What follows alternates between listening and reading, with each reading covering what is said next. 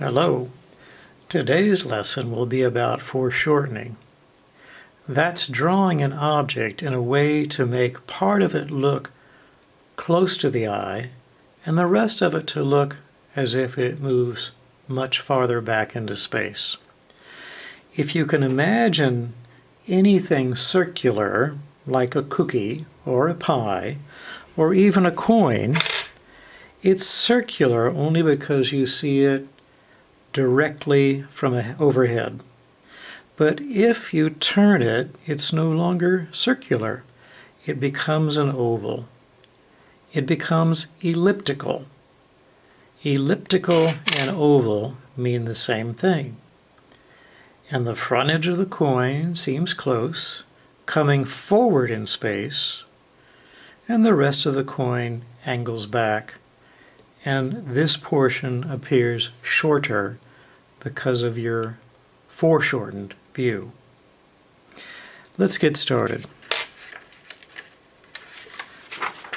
Here I have an array of objects drawn in pencil with certain aspects that have been foreshortened.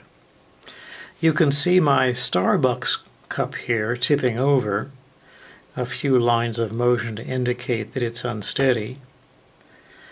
The Starbucks cup has a circular opening, but here the opening seen from an angle is foreshortened. This edge of the cup is close to your eye, coming forward, and this, going back, this space is shorter, so this area is foreshortened. The star has an area close, an area farther away being somewhat smaller, and the distance between my foreground or my near portion and my background, the distance is shortened. Here we have a heart. Now normally a heart seen from the front looks like this little guy here. Uniform, the same on both sides. Here, the surface of the heart is foreshortened. The foredge of the heart, nearest our eye, can be bigger.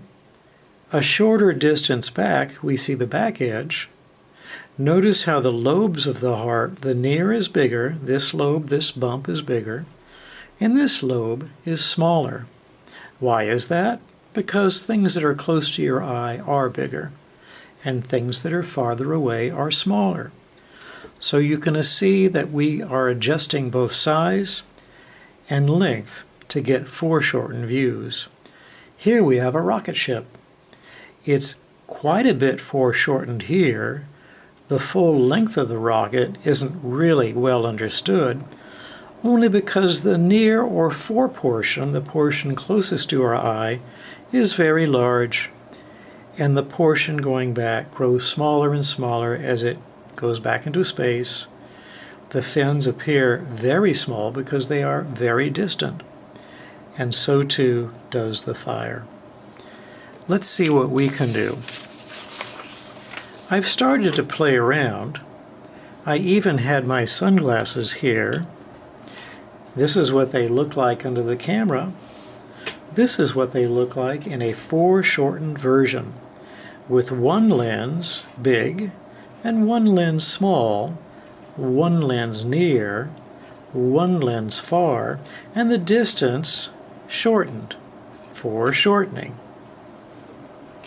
Here I have Dominic, the dainty dinosaur. Why is he dainty? Because his feet are small. How is he foreshortened? If you look, the fore portion of Dominic is kind of big, right in your eye, and the distant back portion, and there's not much distance to that, is smaller.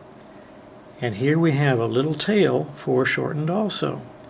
I didn't really foreshorten the legs or the head or the neck at all, but there are portions that are shorter.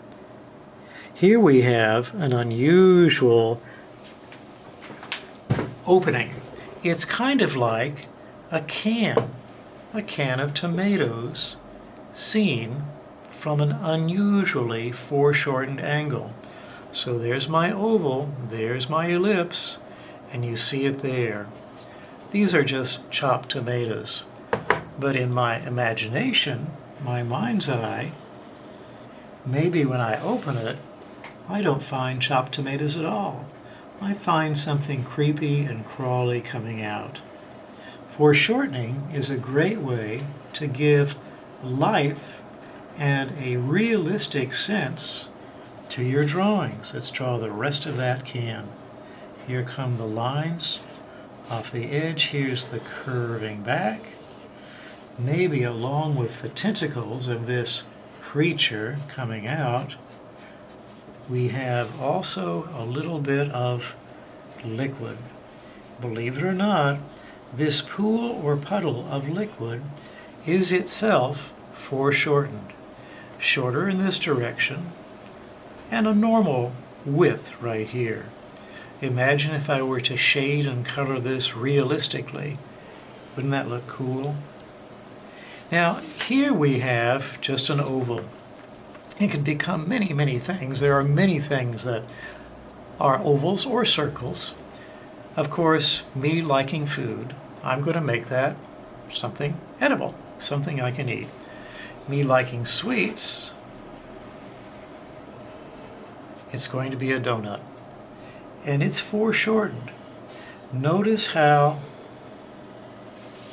the front edge of the donut, the portion closest to my eye, is big. But as I go back, this dimension going back into space is shortened. Foreshortening.